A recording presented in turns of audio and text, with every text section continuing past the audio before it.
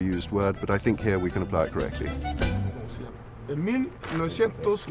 All of the dramatic changes in Chile's wine industry can be traced back to a single event in 1978.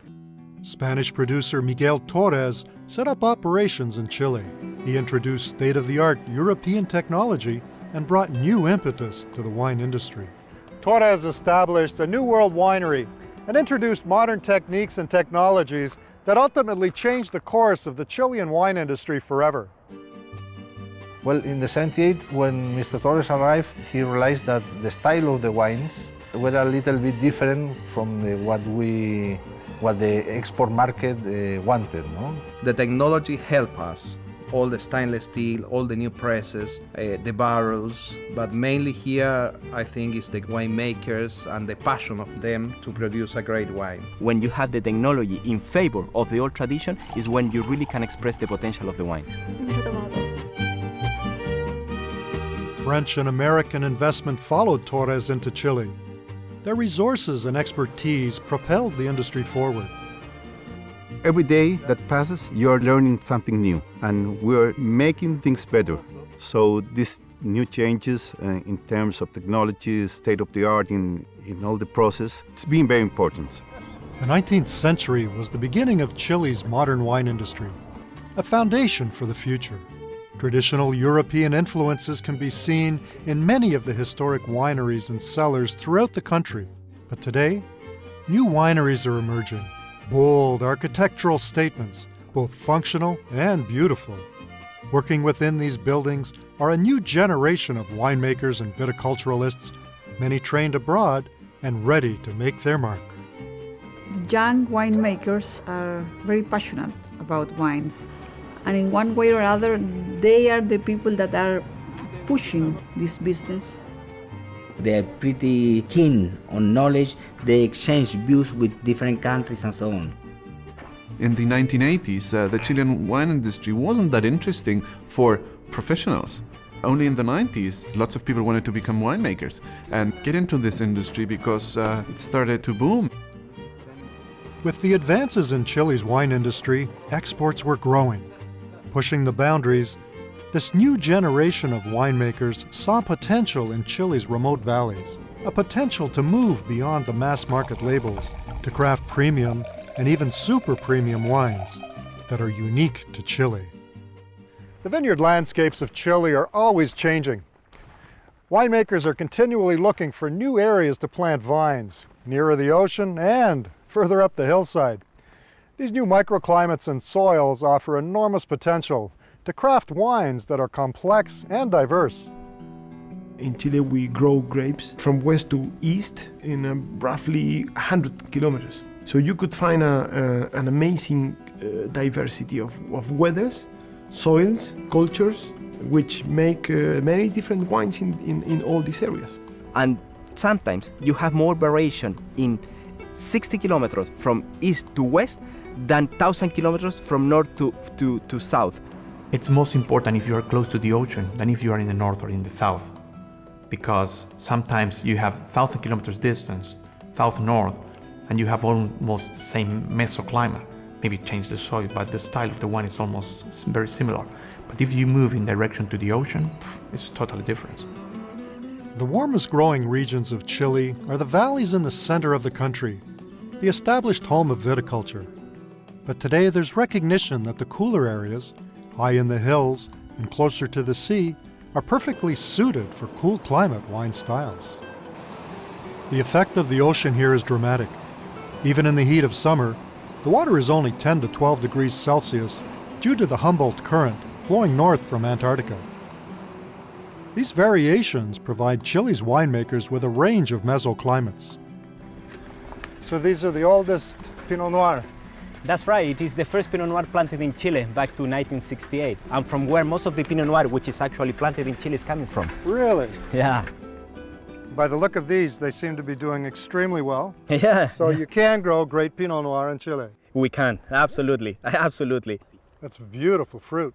Yeah, because probably when you think about Chile, you think that it's a tropical country. But remember that we have the Humboldt Current in Chile. So all the areas which are surrounded the Pacific Ocean are quite cold and good for the viticulture, especially on whites and Pinot Noir. Other white varieties like Chardonnay, Sauvignon Blanc, and Riesling also benefit from the cooling influence of the Pacific. Lo que tenemos y lo que nos hace único es definitivamente la influencia del mar encima. Nosotros tenemos el mar a 10 kilómetros, 14 kilómetros, y eso hace, por una parte, que sea mucho más fresco, no tanto calor, y segundo, que tengamos una real influencia marina con olores marinos y con gustos marinos. Nuestros vinos tienen una salinidad especial que le da su cercanía con el mar. That is a new plantation. About 80% of Chile's territory is mountainous. It's very steep terrain, but winemakers are achieving amazing success. This is a beautiful view from here.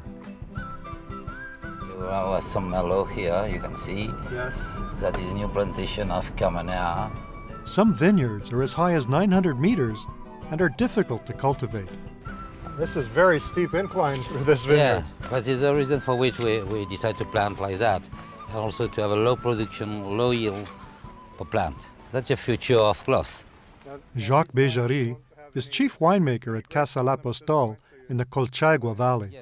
One of the things throughout Chile, it used to be that all the grape growing was down on the valley floor. But now there's a trend to moving up to the hillsides. What's driving that?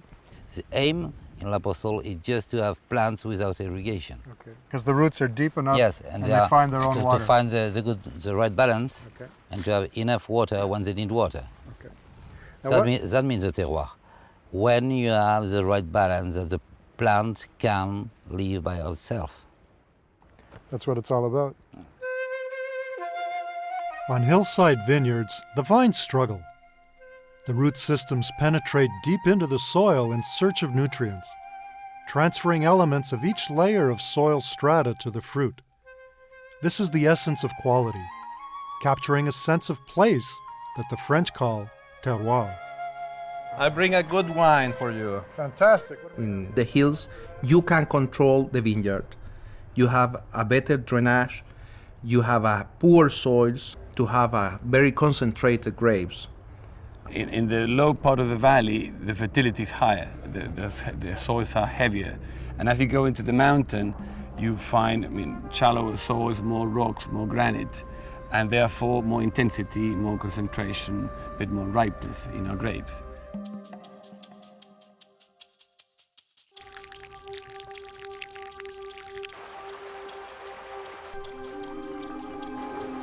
Chile's arid climate is offset by sophisticated water management practices.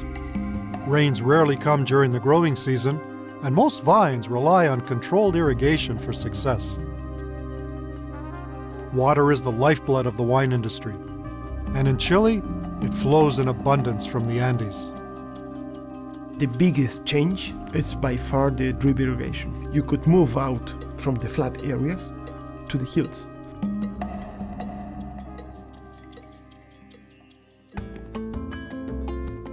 World-class wine is a product of its climate and soil. And here in Chile, after years of development, a signature style has begun to emerge, setting it apart from the rest of the world. There's definitely a sense of place in every wine in Chile, and it is much more focused on fruit, on clean expression of that sort of purity. The pride is there. Chile makes great wine, and it's one of the things in Chile where we can say this is world class. I think that they are very authentic wines.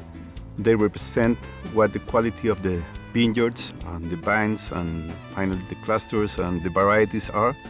It's tried to keep the quality of the varieties in the wines. It's a very authentic wines. The Chile signature wine, the style that is quickly becoming their calling card, is Carmenere. This ancient Bordeaux grape variety was thought to be extinct, but was rediscovered here in 1994. I am really fanatic of this wine because it's a wine with a great color, fruit sensations in the nose, sweet grape body, but soft tannins. In fact, when you have a good Carmenere in front of you, you have perfect wine.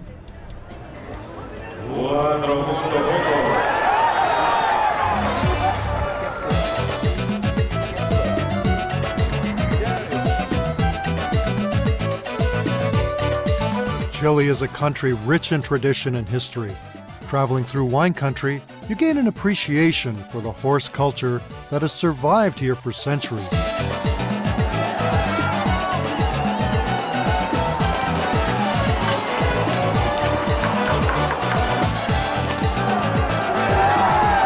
The formal competitions bring out the very best, revealing a lot about the character of the people. They're highly skilled, passionate, and like their winemakers, ready to look beyond the valleys of Chile and show the world what they can do. Looks like you're planted with Pinot Noir here. It's Pinot Noir here, and down over there it's Gewürztraminer. Estamos con los amigos tomando copas aquí en el pub.